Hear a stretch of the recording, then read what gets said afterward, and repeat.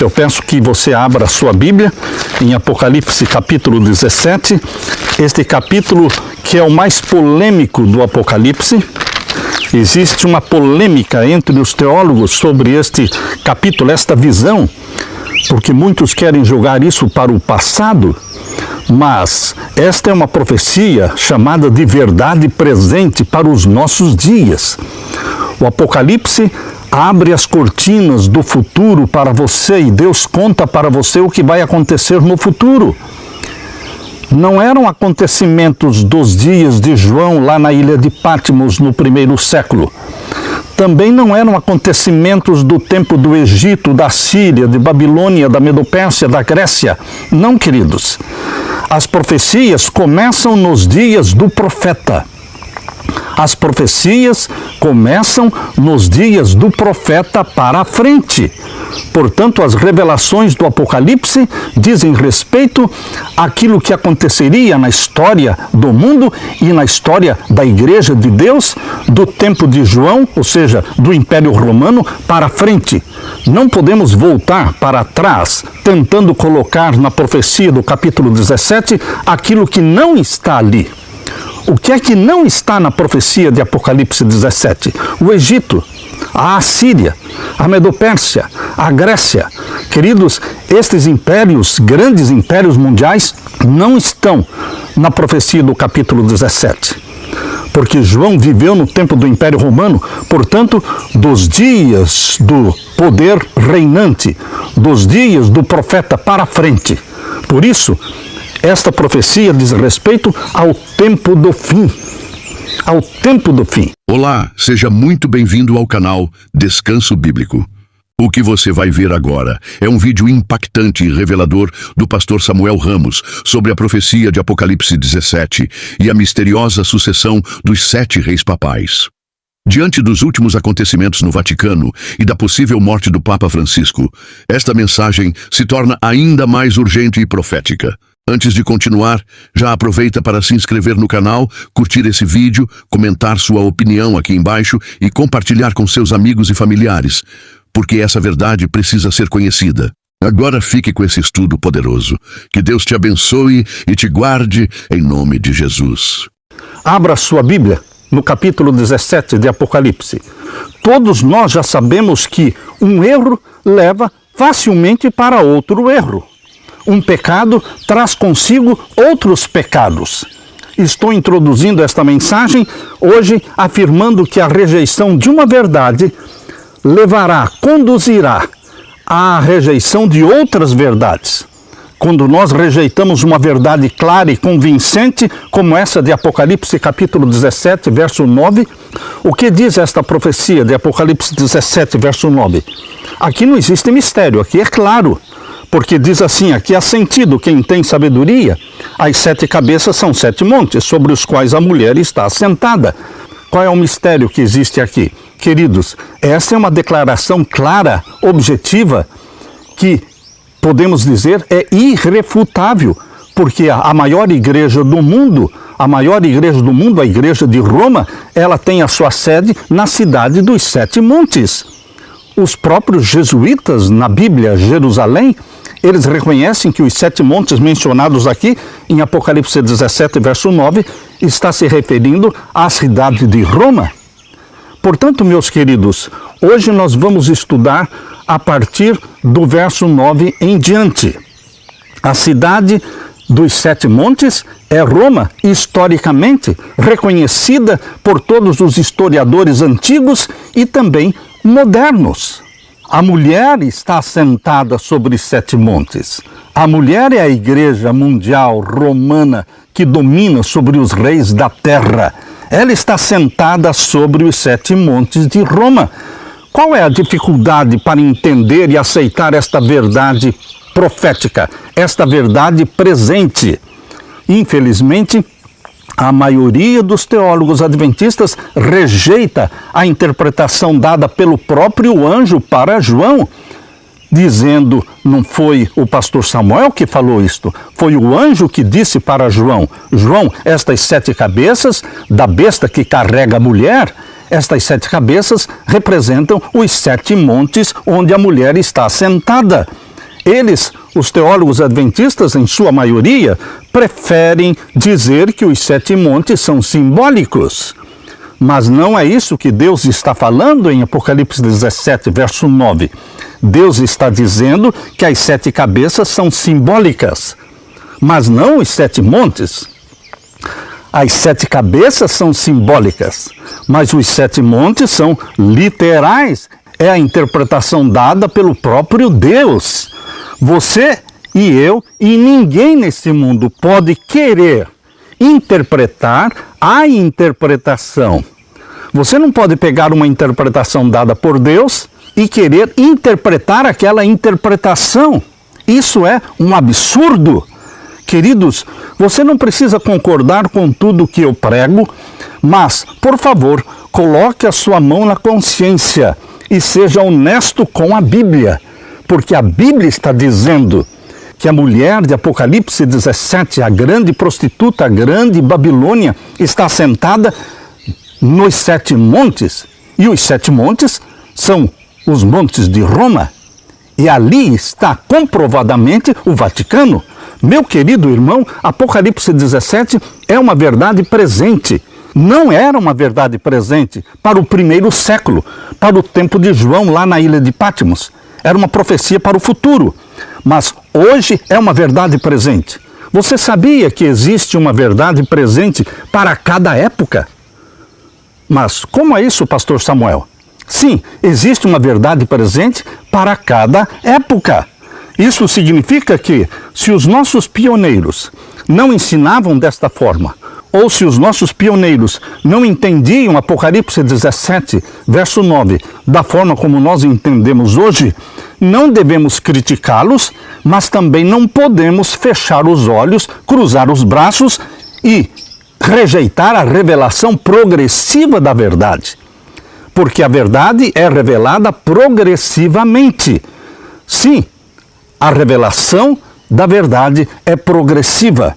Preste atenção no texto que eu vou ler para você do livro Evangelismo. No livro Evangelismo, página 296, parágrafo 3, diz assim: cumpre não pensar? Bem, temos toda a verdade, compreendemos as principais colunas da nossa fé e podemos descansar neste conhecimento. A verdade é progressiva, diz a serva de Deus, e precisamos andar em luz crescente. Evangelismo, página 296, parágrafo 3. E ainda, no Grande Conflito, página 297, parágrafo 2. O grande princípio tão nobremente advogado por Robinson e Rogério Williams, de que a verdade é progressiva, de que os cristãos devem estar prontos para aceitar toda a luz que resplandecer da santa palavra de Deus, foi perdido de vista por seus descendentes. Este princípio da verdade progressiva, da revelação progressiva, tão nobremente defendida por Roger Williams e Robinson, foi perdida pelos seus descendentes. Grande Conflito, 297, parágrafo 2. E ainda lemos, no mesmo Grande Conflito, página 143. A oposição é a sorte de todos aqueles a quem Deus emprega para apresentar verdades especialmente aplicáveis para o seu tempo. Havia uma verdade presente nos dias de Lutero, presta atenção. É Deus que está falando no Grande Conflito, página 143, 144. E existia uma verdade presente nos dias de Lutero, verdade de especial importância naquele tempo. Há uma verdade presente para a igreja hoje. Há uma verdade presente para a igreja hoje. Esta verdade presente para a igreja hoje não era uma verdade presente no primeiro século? Não era uma verdade presente no tempo de Martinho Lutero? Não era uma verdade presente nos dias dos nossos pioneiros? Mas é uma verdade presente hoje. Eu estou lendo Grande Conflito 143, 144. Há uma verdade presente para a igreja hoje. Os que apresentam a verdade para este tempo não devem esperar ser recebidos com mais favor do que o foram os primeiros reformadores. o grande conflito entre a verdade e o erro, entre Cristo e Satanás, há de aumentar em intensidade até o final da história deste mundo. Queridos, voltando os nossos olhos para Apocalipse 17, verso 9, leia comigo. Aqui há sentido, quem tem sabedoria, as 7 cabeças são 7 montes sobre os quais a mulher está assentada. Deus deu a visão no capítulo 17, verso 1 até o verso 6. Quando chegou no verso 7, capítulo 17, verso 7, Deus disse que agora ele explicaria para João o mistério desta profecia, desta visão. Verso 7, e o anjo me disse, por que te admiras? Eu te direi o mistério da mulher e da besta aqui atrás, a qual tem 7 cabeças e 10 chifres. Então, a partir do verso 8, o anjo de Deus começa a explicar para João qual era este mistério. E no verso 9, o anjo diz, João, as 7 cabeças são simbólicas, mas os 7 montes são literais.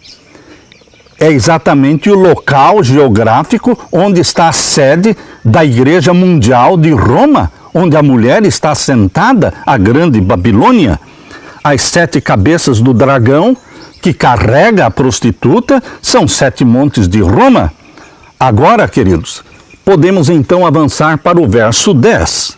E aqui no verso 10 diz, e são também 7 reis. Queridos, 7 cabeças são simbólicas. 7 montes são literais. 7 cabeças são simbólicas. 7 reis são literais. Eu louvo a Deus por ter dado o símbolo e também ter dado a interpretação. Você também louva a Deus porque ele deu o símbolo e também deu a interpretação? Ou você ficou zangado com Deus? Zangado com o anjo que revelou esta verdade para João? Você está resistindo à verdade presente? Até mesmo os jesuítas concordam que os 7 montes são de Roma. Se a visão de Apocalipse 17 está falando da igreja de Roma desde o verso 1. Roma não surge de repente no capítulo 17, não. Roma está sendo apresentada por Deus, Deus já está preparando a sua mente do capítulo 17, verso 1 em diante. Ele vem preparando a nossa mente, mostrando que o foco é Roma, o foco é Roma. Se a igreja de Roma é a grande Babilônia, a mãe das prostituições da terra, se as 7 cabeças do dragão que carrega a mulher são os 7 montes de Roma onde a mulher está assentada, então, queridos, a conclusão é lógica, é óbvia. Os 7 reis mencionados em Apocalipse 17, verso 10, também são reis de Roma. A profecia vem preparando a sua mente desde o verso 1, para chegar aqui no verso 10 e dizer, estes 7 reis também são de Roma. Porque todo o contexto, o foco de toda esta profecia é Roma. Não é o Egito, não é a Síria, não é a Medo-Pérsia, não é a Grécia. Não podemos fugir do foco. Desde o verso 1, Deus está revelando para você. O foco é Roma, o foco é Roma. Mas Satanás está tentando tirar o foco de Roma e conduzir sua mente para os impérios mundiais do passado. O Espírito Santo está dizendo para você nesta manhã, meu querido irmão, minha querida irmã, não perca o foco, não perca o foco. Fique com a Bíblia, o que a Bíblia está falando. Não queira colocar no capítulo 17 o que não está ali. Não introduza na visão o que não pertence à visão. Essa é uma verdade presente para os nossos dias. Os 7 montes são de Roma e os 7 reis também são de Roma. Não complique a profecia de Apocalipse 17, trazendo para dentro dela o que não pertence a ela. A profecia está falando de 7 reis, papais, no tempo do fim. Para o Papa ser rei, ele precisa ter um reino. Queridos, desde 1798, quando o Papa Pio VI foi ferido e foi destronado e foi preso, desde 1798 até 1929, é a ferida mortal. Todos pensaram que esta ferida mortal, mencionada em Apocalipse 13, e o verso 2 e 3, seria o fim do papado. Mas a profecia de Apocalipse 13, verso 3, diz que esta ferida seria curada e que o papado voltaria e que toda a terra se maravilharia diante do papado. Isso está muito claro aqui em Apocalipse 13, verso 13 em diante. E vi uma das suas cabeças como ferida de morte, e a sua chaga mortal foi curada. E toda a terra se maravilhou após a besta. Você está vivendo nesse tempo em que a ferida mortal está sendo curada e que a terra toda está se maravilhando diante da besta que subiu do mar, o papado. Todos estão adorando o papado. Todos estão seguindo fielmente as orientações do papado. Todos estão em harmonia com o papado. Todos estão se comprometendo com Roma. Todas as religiões do mundo, todas as igrejas cristãs estão se submetendo a Roma. E o papado está dominando o mundo. O mundo está sendo preparado para a última supremacia papal de 42 meses. E não sou eu que estou falando. É Apocalipse 13, verso 5, que diz que esta última supremacia papal, após a cura da ferida mortal, seria de 42 meses. Meu querido irmão, aqui a Bíblia está abrindo diante de você as cortinas do futuro. O Vaticano foi reconhecido como um reino no Tratado de Latrão, assinado no ano de 1929. Exatamente no dia 11 de fevereiro de 1929, foi assinado o Tratado de Latrão entre Benito Mussolini, da Itália, e Cardeal Gaspari, representando o Vaticano. O Tratado de Latrão restaurou o Vaticano, colocando-o como um reino, como um Estado, e colocou o Papa como sendo o rei de Roma, a partir de 1929. Portanto, queridos, estes 7 reis mencionados na visão de Apocalipse 17, verso 10, são reis de Roma, reis papais. E aqui menciona o verso 10. Continue comigo lendo capítulo 17 e o verso 10. Leia comigo. E são também 7 reis. 5 já caíram, e um existe, outro ainda não é vindo, e quando vier, convém que dure um pouco de tempo. Queridos, essa é uma verdade presente, que não foi entendida no primeiro século, não foi entendida durante a Idade Média, não foi entendida em 1844, mas é uma verdade presente para os nossos dias. A profecia ela é entendida quando ela estiver se cumprindo. Quando estiver no processo de cumprimento, ela será entendida. Por isso, meu querido irmão, minha querida irmã, esta profecia começou a ser entendida no tempo do Papa João Paulo II. No tempo de João Paulo II, esta profecia começou a ser entendida. João Paulo II é o 6º Papa desses 7. Das 7 cabeças papais, João Paulo II é a 6ª cabeça. Imaginem, o Papa, para ser rei, tinha que ter um reino.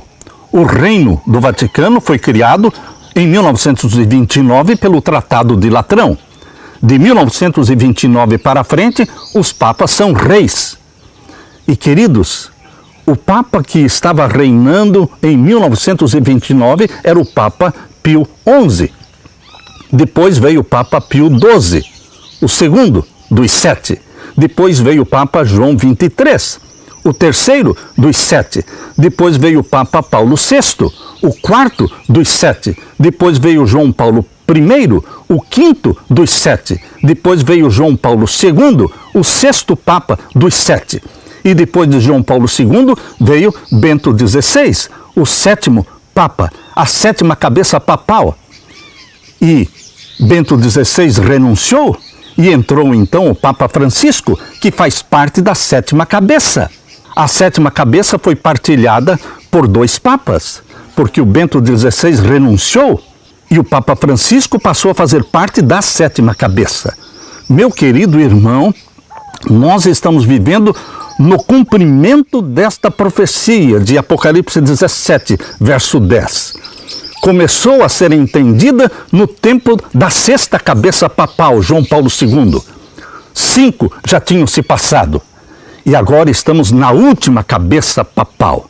Começou com Bento XVI, continua com o Papa Francisco, e se o Papa Francisco renunciar? O chefe da Igreja Católica, o Papa Francisco, revelou neste domingo que assinou uma carta de renúncia há quase uma década. De acordo com o Santo Padre, o documento deve ser usado caso sua saúde se torne um impedimento para o desempenho de suas funções. Francisco, que acabou de completar 86 anos, já havia dito que deixaria o papado se problemas médicos o impedissem de fazer seu trabalho. Mas essa foi a primeira vez que ele admite a assinatura de um texto sobre sua intenção.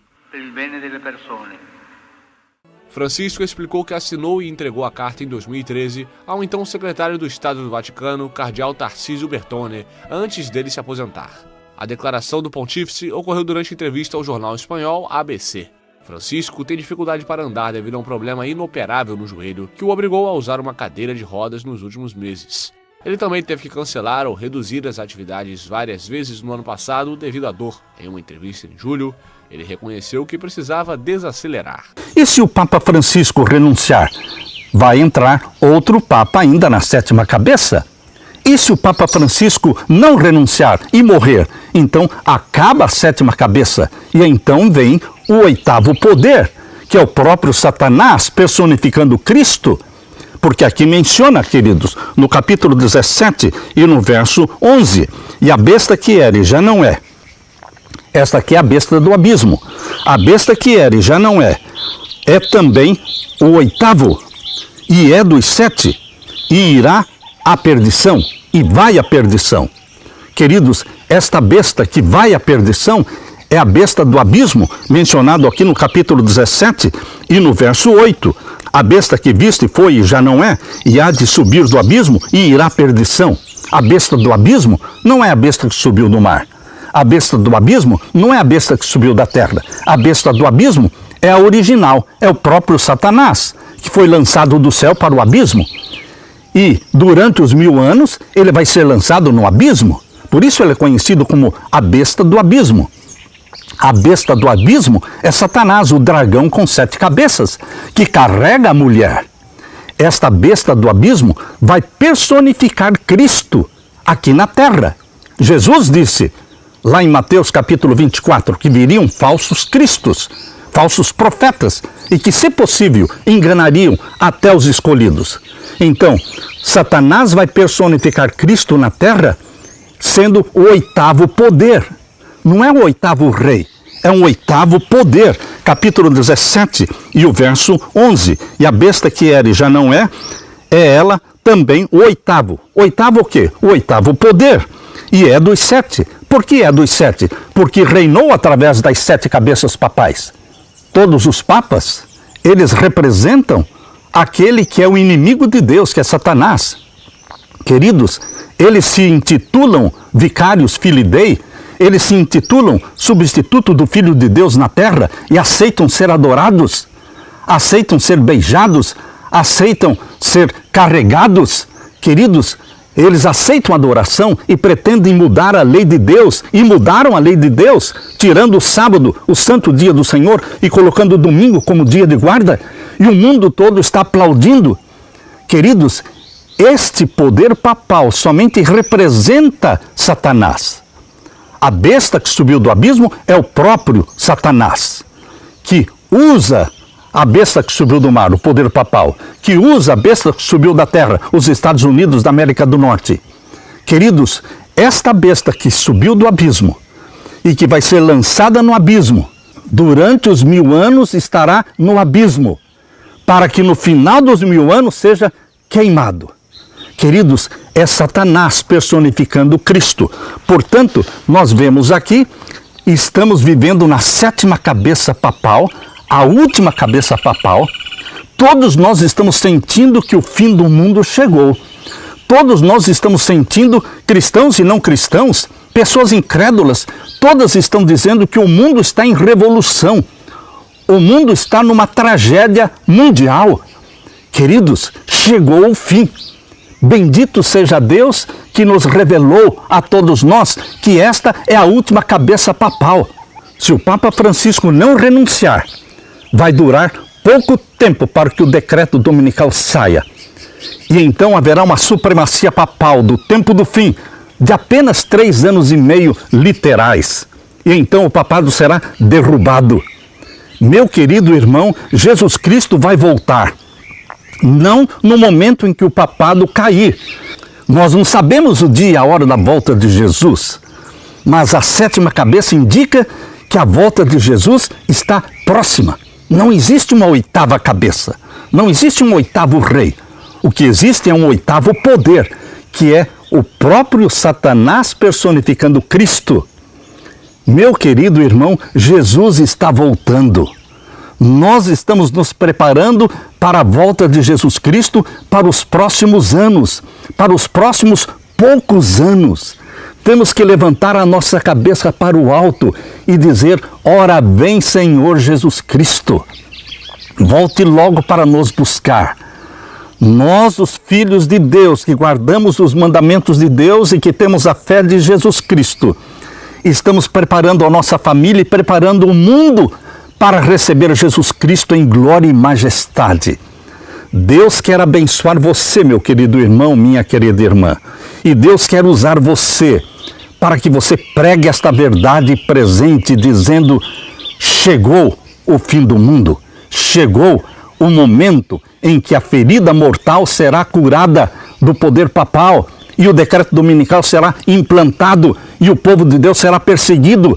Mas os anjos de Deus vão nos proteger, os anjos de Deus vão nos cercar. Deus está olhando para você como a menina dos seus olhos. Descanse nos braços de Jesus Cristo, confiando nele, porque ele não abandona os seus filhos.